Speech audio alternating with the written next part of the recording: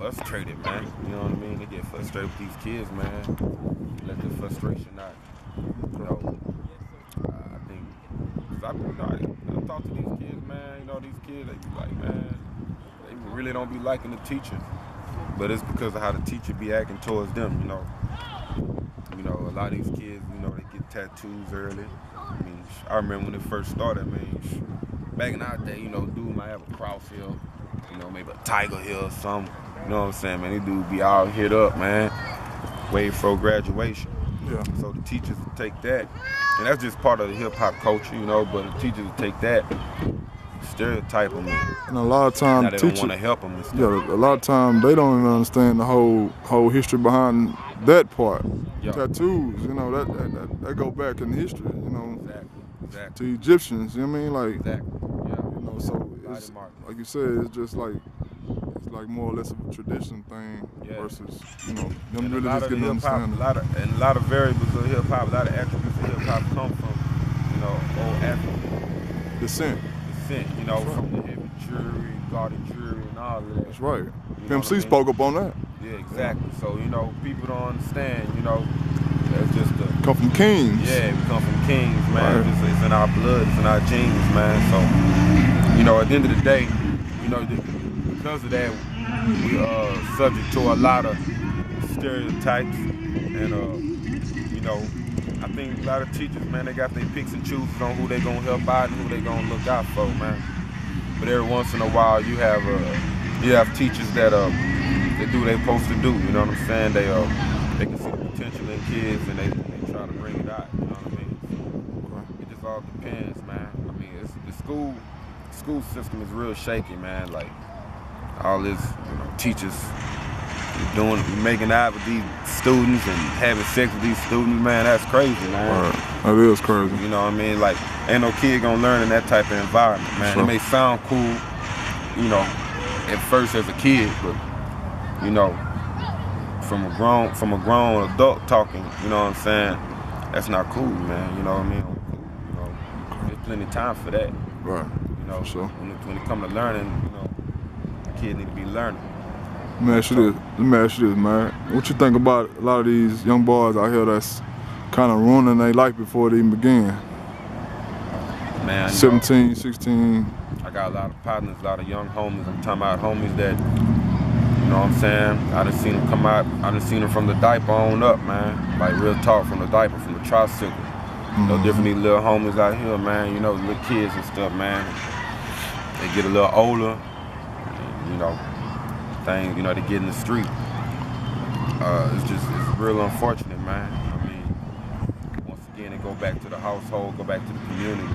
I mean, it's been a couple of times, you know, a couple of guys and I have had to, you know, sit some of the teenagers down in this subdivision, like, you know, like, hey, man, you know, some shootouts, you know, coming back towards the hood and, you know, just a bunch of stuff. You know, these kids, they were still in high school, bro. You know, they went to a high school party or house party. Beef coming back here, shootouts. We had to talk to them, man, like, hey, man, you know, y'all either need to, you know, have cooler heads or take care of that out there, man, because we be having these kids out here, man. We don't need no stray bullets and none of that junk, or even, you know, because it'll be, you know, once it may start that night, but then it'll come back again that day, and ongoing process, ongoing process, man, especially if somebody get hit, you know what I mean? Right. They'll start out fighting and they'll go to that shooting stuff. Back in our day, man, it didn't get to no shooting stuff unless it was just that bad, man. Like somebody really just jumped you on some uncool stuff. But, you know, back then, man, dudes were more subject to shoot the foul, man. Now, it ain't like that, man. These dudes jumping, shooting, you know, whatever, you know what I'm saying? On the quickness, it ain't no, it got to that or nothing.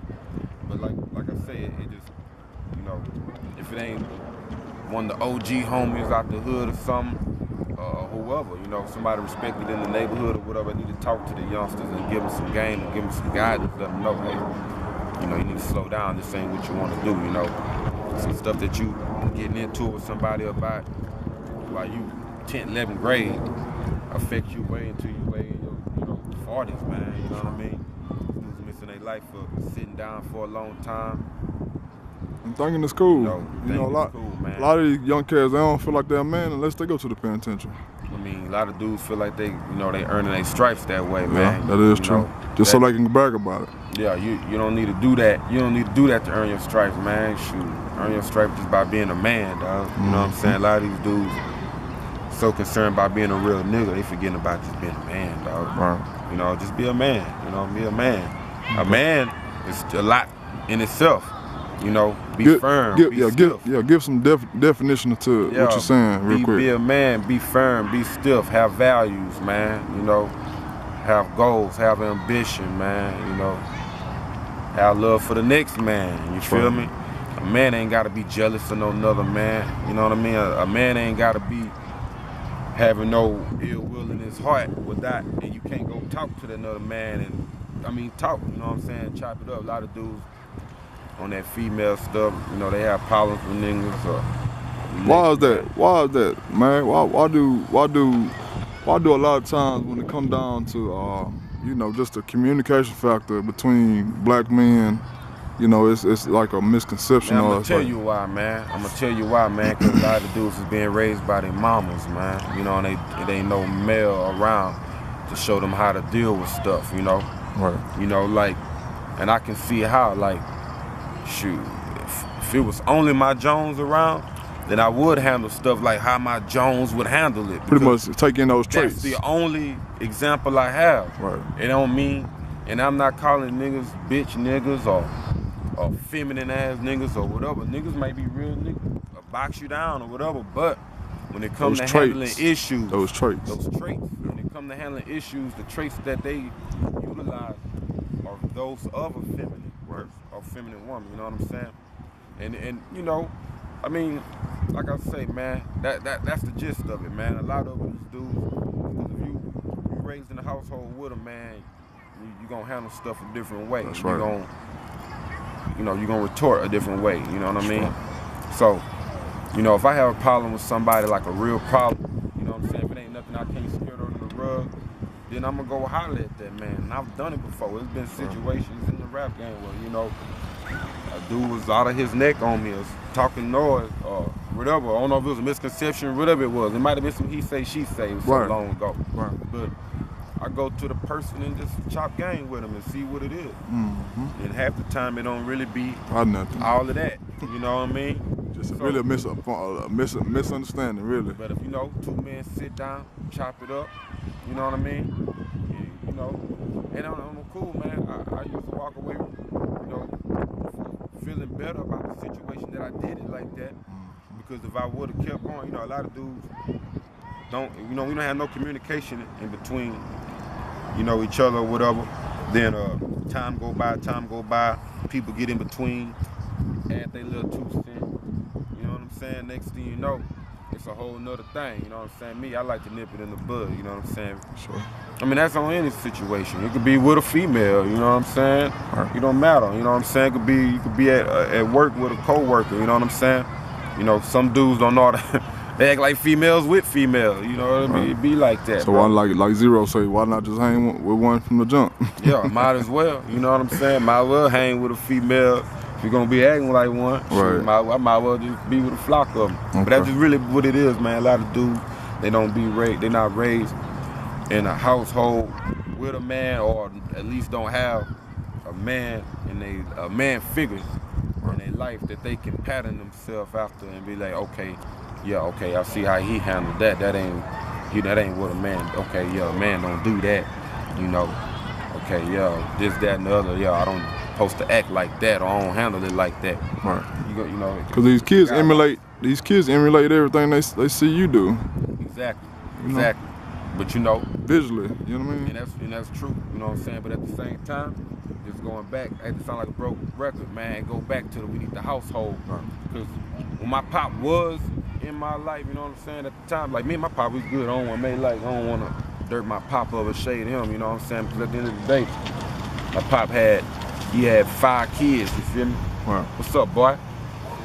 Going down. That's my nigga from the block, huh? Already. Going down, boy. I see you pulling out of nowhere. shoot, nothing much, man. Doing the interview thing. See it, man. She's still hanging in there. I see you doing your thing, huh? Already, man. Let's start. Already. Already. You know how it is. West Green Road. All day, baby. All day. You know what I'm saying? Running shit. Huh.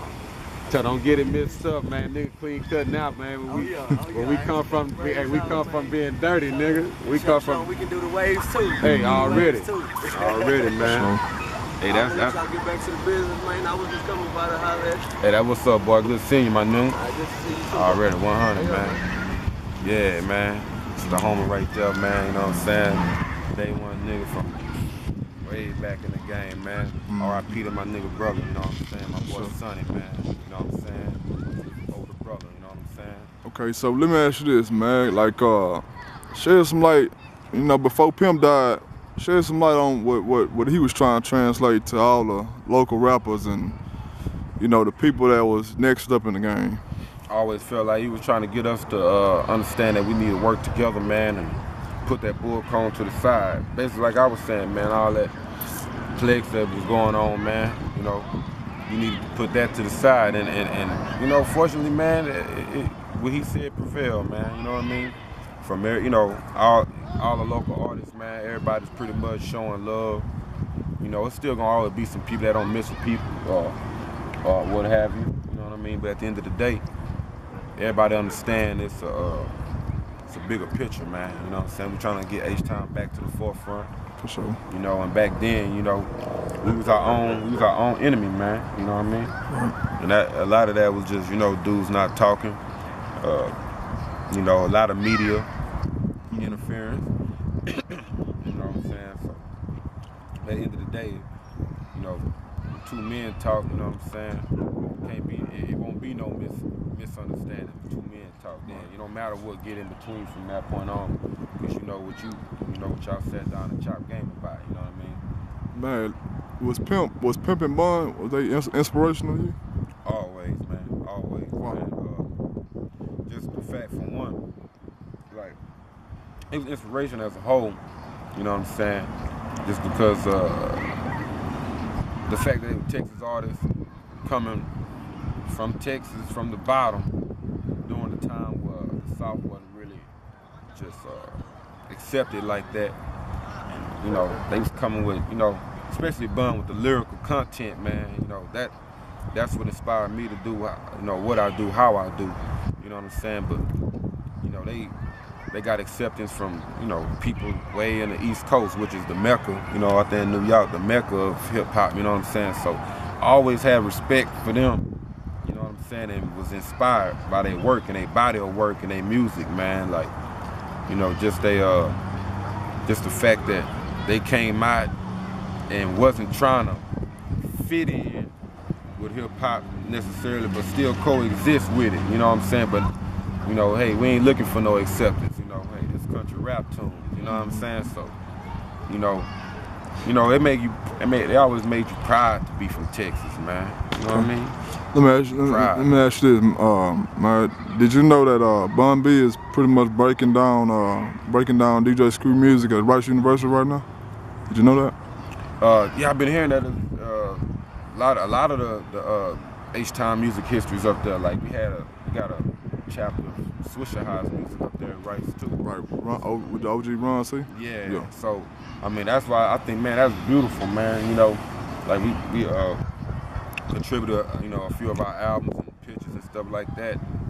I mean, long after we gone, you know what I'm saying? People gonna always be able to look back and reference. Look at that carbon footprint. You know what I'm saying? Look at our music and look at what we've done. Like, that feel good, you know what I'm saying? You know, 100 years from now, they'll probably be able to look, you know, and say, oh man, who was this Magno kid? Or who was Paul Wall? Who was Slim Thug? You know, look our stuff up. Hey, there we are, you know what I'm saying? So man, before you go, how you want to be remembered? Like once God call you home, like how do you want to be remembered? Like as in like Martin Luther King or Malcolm X or anybody that's ever kind of stood for something, like, you know? Man, that's a hard one. I ain't never really asked that. Yeah, like. Well, I say, man, I just want to be remembered as somebody, man, who always, you know, he just always grinded for what he wanted, man, and held it down for the hood. You know what I'm saying? Whether it was on the mixtapes, with the videos, you know, in the hood chopping game with the kids. You know what I'm saying? Showing love, you know, giving inspiration to up and coming artists out the hood. You know what I mean? Or anywhere for that matter, in Texas. Anywhere, man. You know what I'm saying? I show love to all. You know, I just want people to just be like, you know, he was 100. He always showed love. You know what I'm saying? That's really what I strive to do. You know. Okay. I feel like a lot of people hold each other back, you know, with the negativity and stuff, man. So I just want to be remembered for just, you know, being positive for at least a 10